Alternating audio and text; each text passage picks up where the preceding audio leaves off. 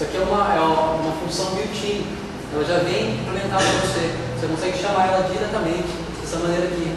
Então eu pergunto, me dê o valor hexadecimal de 30, ele vai retornar aqui o valor hexadecimal de 30. Então isso até às vezes muito mais rápido, você abrir aquela calculadora padrão do seu sistema e entrar, mudar lá o modo da calculadora para científico, começar a trabalhar com isso. Simplesmente pergunta qual é o hexadecimal de 30. Então o Python, ele não é só uma linguagem para você trabalhar, mas ele também é uma ferramenta útil na sua vida. Por exemplo, às vezes eu quero baixar alguma coisa na internet e eu vejo aqueles links do Mega Upload ou sei lá, ao contrário. Isso é muito comum, isso deixa todo mundo com muita raiva. Você pode utilizar o Python a seu favor. Você pode vir aqui, por exemplo, criar uma variável e armazenar esse endereço. Você vê aqui Rafael. Agora eu venho e falo, Python, me imprima qual é o valor ao contrário disso. Então eu venho aqui. E ele troca a ordem do link. Eu simplesmente venho aqui, copio e clico, ao invés de ficar alterando caractere por caractere. Então o Python não deve atuar como apenas uma linguagem, mas sim como uma ferramenta no seu dia a dia.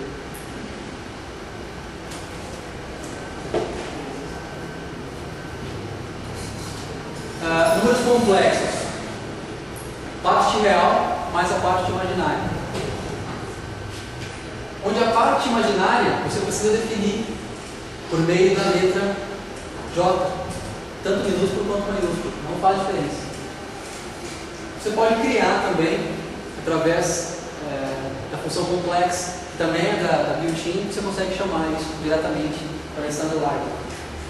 Então aqui eu indico qual é a minha parte real, qual é a minha parte imaginária, e isso vai me retornar. É a mesma coisa que eu criasse um número imaginário, igual eu fiz no primeiro slide. Eu posso dizer, não vou mais dizer. Vamos lá. Eu vou criar aqui uma variável y.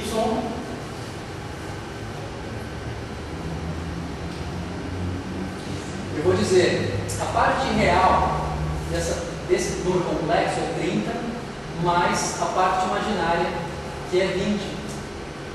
Então agora eu tenho um número complexo. Se eu perguntar qual é o tipo de y, ele vai me responder que é um tipo, ele é uma instância, um objeto da classe de números complexos.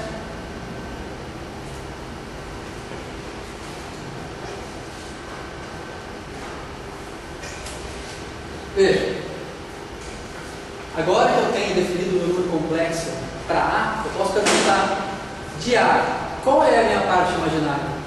Ele vai me responder 20, que é a minha parte imaginária. A partir do momento que eu tenho esse número complexo, eu posso fazer operações pertencentes a números complexos.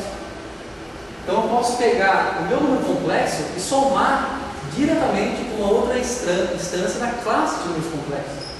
E ele vai fazer uma soma perante as regras de soma de números complexos. Então isso pode facilitar a sua vida. Não, você não usa isso aqui somente em um projeto interno. Você usa como ferramenta no seu dia a dia, soma de números complexos. Vocês estão entendendo qual que é a utilidade? Não é só para fazer projeto. Python é uma linguagem script. Você deve trabalhar com isso como script, ou seja, pequenos trechos de código.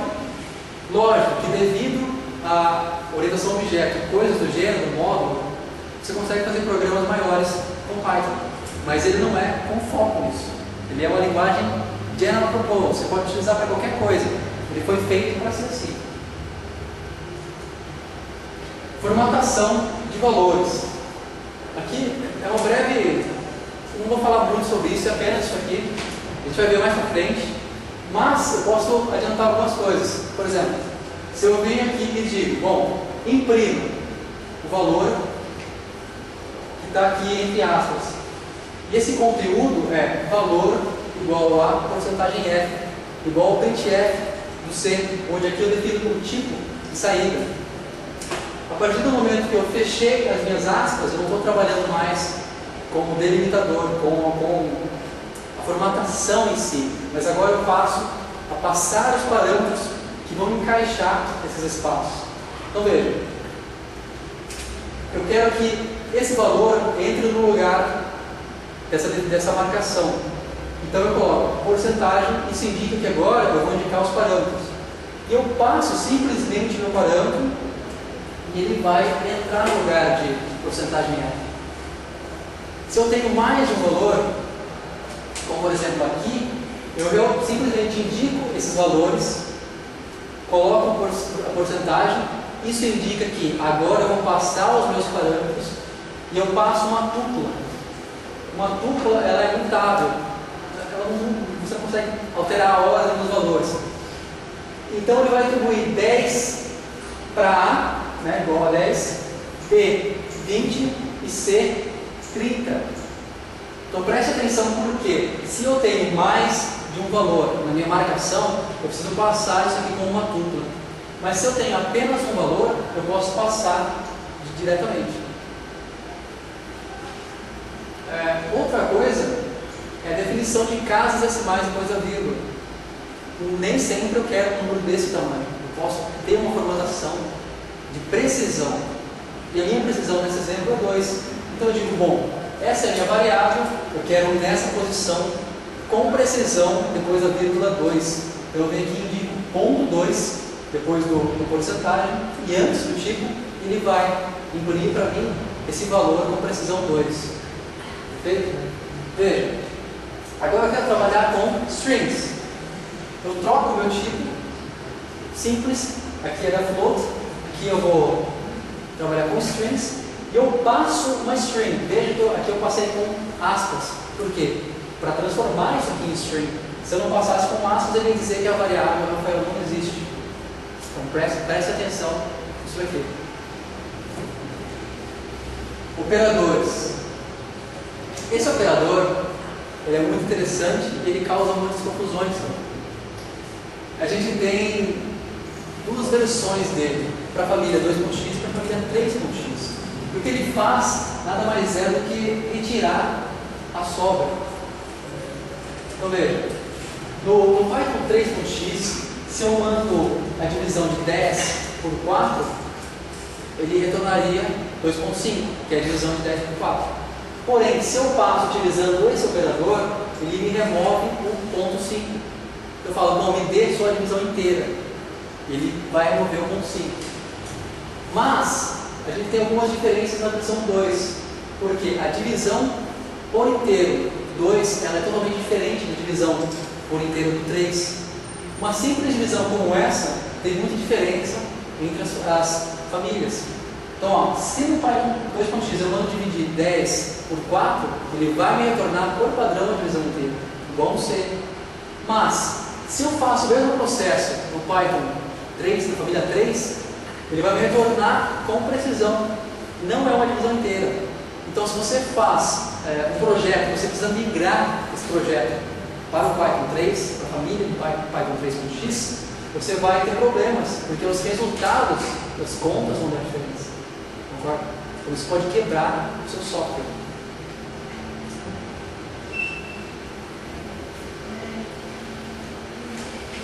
Aqui, embora uma divisão por inteiro me retorne só o menor inteiro, se eu estou dividindo por um ponto flutuante, obrigatoriamente ele vai me retornar a precisão. Ele vai fazer esse cache, vai ver que eu estou trabalhando com um ponto flutuante e vai me devolver com um ponto flutuante.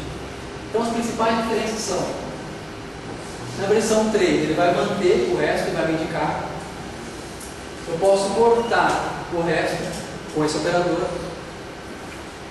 Eu posso manter o resto. Por quê?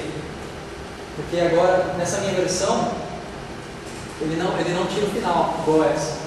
Mas se eu estou trabalhando com um float, geralmente, todas as operações que eu fazer que envolvem um ponto flutuante, o resultado vai ser um ponto flutuante. Se você pegar e somar 3 com 2.0, o resultado vai ser 5.0. Aqui não é diferente. E ele me devolve inteiro, semelhante à família 2. Aqui ele corta o resto, que é a função do operador. Como eu estou trabalhando com float, ele corta o resto e ele devolve essa aí no float. O Python ele é interessante em certos aspectos, porque, por exemplo, visando isso, já sabendo dessa alteração. Por quê? Porque, embora a nova versão seja 3, eles ainda não dão continuidade na versão, na família 2, depois de bug fix e coisas desse tipo. Então a família 2 ainda tem manutenção e ela ainda cresce por um determinado período de tempo antes do projeto ser abandonado. E sabendo disso, sabendo das diferenças, eles já implementaram no Python 2.6 você poder fazer isso, importar the future, o módulo de divisão.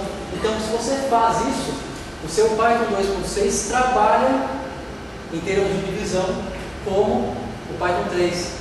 Então, se você está trabalhando num projeto agora, você quer manter a compatibilidade, você pode fazer isso. Mas a ideia é você verificar que versão você está trabalhando e tratar da maneira correta. Então, você pode fazer isso. Floor versus truncation. Tem que tomar muito cuidado com números negativos. Isso não é intrínseco do Python, acontece com todas as linguagens. Por quê? Então você pergunta qual é o menor inteiro, qual é o piso desse número? Ele vai retornar 2. Mas qual é o piso desse número? É 2? É menos 2? Não. O menor inteiro desse número é menos 3. Porque ele é menor que menos 2.5. Porém, se você está trabalhando com trunk que retira essa parte, aí sim você vai ter a resposta que você esperava. Floor de menos 2.5, aqui sim ele retorna menos 2. Então tomem cuidado, porque às vezes você está trabalhando com números positivos e tudo dá certo. Mas aí a sua entrada passa a ser negativa e seu projeto quebra. Você não sabe por quê. Simplesmente porque você não soube escolher entre truncar ou pegar o piso desse número.